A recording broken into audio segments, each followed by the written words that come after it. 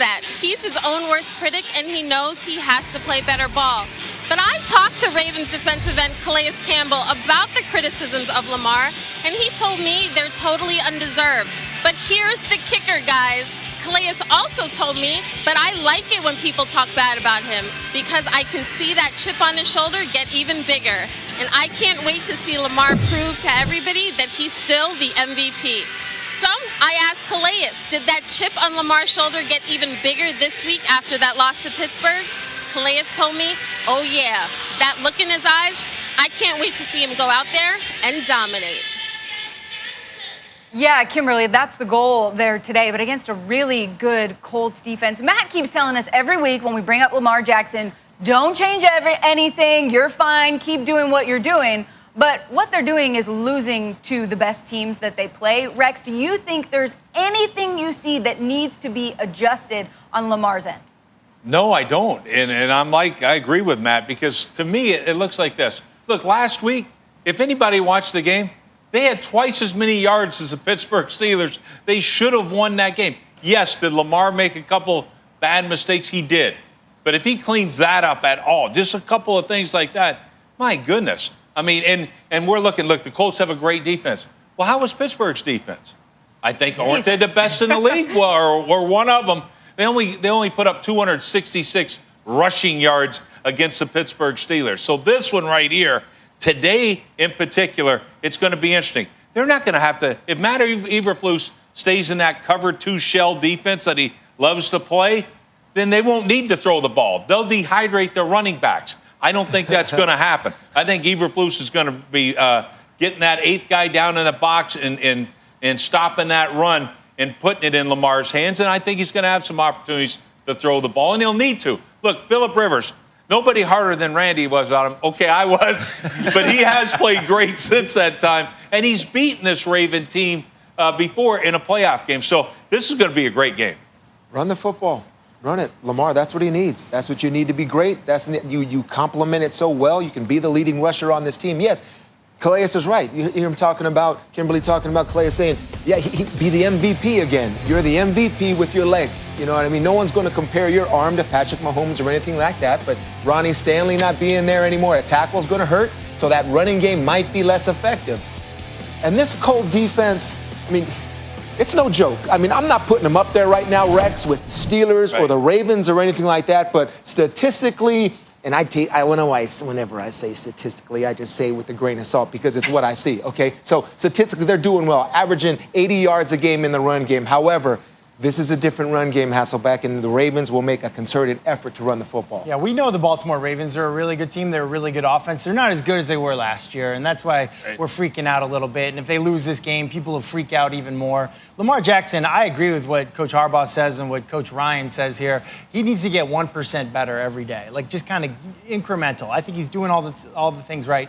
But talking about Indy, this is when we find out what kind of team Indianapolis really has. Because they haven't had a tough schedule. Their defense is lights out on paper. Phillip Rivers lately, 6 touchdowns, 1 interception. But who are they really? Like, is this really a team that could win the division? And I would say that if they beat Baltimore today, they are that team. You got Tennessee going the wrong direction. The Colts are kind of going the right direction. This is the huge matchup for the Colts. We find out today, I think, if they're a playoff team or if they're not. Rex, you talked about the cover 2 defense. And, being a wide receiver, no matter where I am in the offense, I love a cover 2 defense because why? Where are they most vulnerable at? In the middle of the field. Yep. With all the run game that we're talking about from Baltimore last week, 260 yards.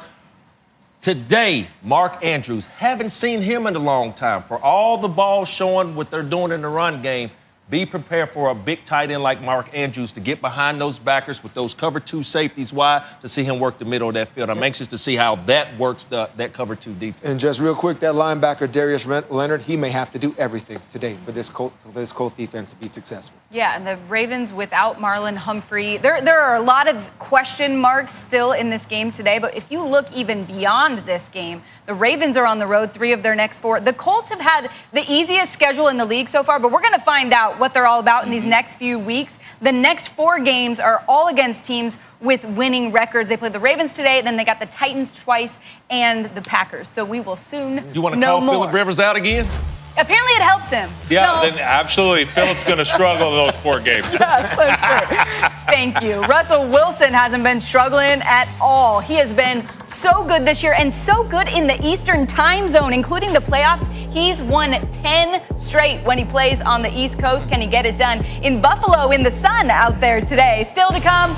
On Countdown, Russell has unleashed a new weapon in DK Metcalf. We're taking you all access, where the breakout star transformed himself into one of the game's top wideouts. And Christian McCaffrey is set to make his return against Patrick Mahomes and the Chiefs. How does Nick Foles do against this Titans defense?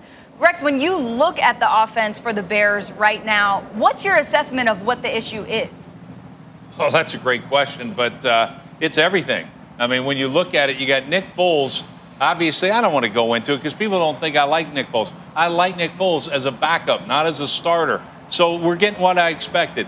But they can't run the football. They don't protect the quarterback very well. And then Nick Foles will throw it into a team meeting. So other than that, they're great. But I'm expecting there's going to be a low-scoring game. This is going to be a low-scoring game. And the reason for it is because of that Bear defense. That Bear defense, I think, is one of the most talented, if not the most talented defense in the National Football League. So that'll give you a reason why it'll be low scoring. The other reason is obvious. It's the Bears offense that we talked about. That's the reason. The Tennessee Titan, you'd heard Diana talk about how they've struggled. And, man, she's not kidding. One of the worst third down defenses I think I've ever seen. So, to me, I mean, come on, Bears. If you're gonna do anything, then let's do it today. If not, bench the guy and go with Mitch Trubisky and see what happens. Well, you can't today because he's out. Yeah, right. It doesn't just start there. I mean, Diana said it. The coaches in Chicago are saying it. We got to run the football. There's not a worse running team to watch than the Chicago Bears. It's like, I don't know if it's like you're almost too creative or not creative enough. Brutal. They got to figure that part out. Nick Foles is best at what? The RPO game. Well, if the R in RPO, the run-pass option, if you're not afraid of the run, it's not going to work. For me, Sam, I think the tight end has to show up. Jimmy Graham is a talent. He's a monster of a man. He's 6 foot whatever, but he doesn't play big. He doesn't play big until he gets to the red zone. If I'm the quarterback of the Chicago Bears, I'm going to Jimmy Graham and be like, Jimmy, I've seen your highlight reel. I know what you can do. You got to show up big for us. Let's put this team on your back. To me, he has not showed up the way that he can, and I don't think Nick Foles can be what he can be unless the tight end production starts to improve. Matt, there needs to be tight end production as a blocker, too.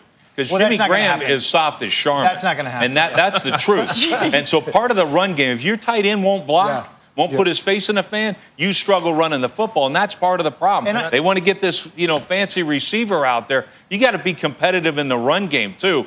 So that's why I don't like that. They're smart enough in Chicago. Sometimes you can be too smart, and it's sometimes the way to win a game is to just win it up front, win it up front and first and second down with the running game. And if you can change your personnel, there's solutions to be found there. This is a team that's just got to get it turned around, or they're going the wrong way real quick. But if you got those problems along the offensive line, like Diane is talking about, this is the game for the Tennessee Titan defense to get back on track. Yes. Rex, yes, they have struggled getting after the passer. They have no Clowney, third down defense. But if you've got a quarterback in Nick Foles, when he's at his worst is when he's under pressure. And they're telling Diana, I can just hear Vrabel in the meeting room, get him off the spot, get to the spot, pressure up the middle of the pocket. That's what they'll try to do today. Did you see, we've seen this formula for 2 years from the Tennessee Titans, and everybody's talking about how the offense protects Tannehill, rightfully so, got $100-something million awarded this offseason. But when you look at the Chicago Bears, and just listening to Diana, she talking about that maybe the Chicago Bears is going to be able to take a page out of Tennessee Titans. They got a tight end in Graham. They got tight end in Smith in Tennessee. They got Allen Robinson on Chicago. They got A.J. Brown in Tennessee. But there's one missing factor for Chicago Bears that they don't have.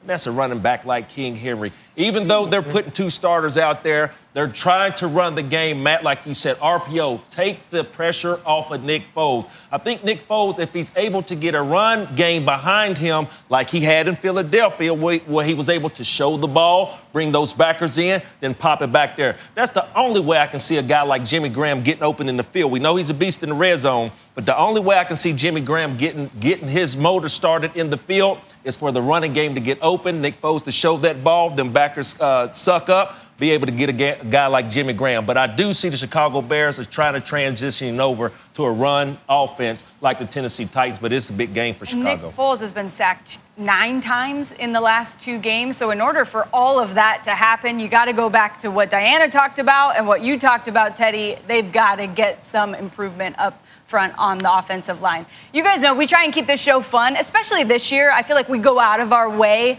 to be the escape that we all want in 2020, right? It's just been one of those years where football is like something we need to forget about all the difficulty that's going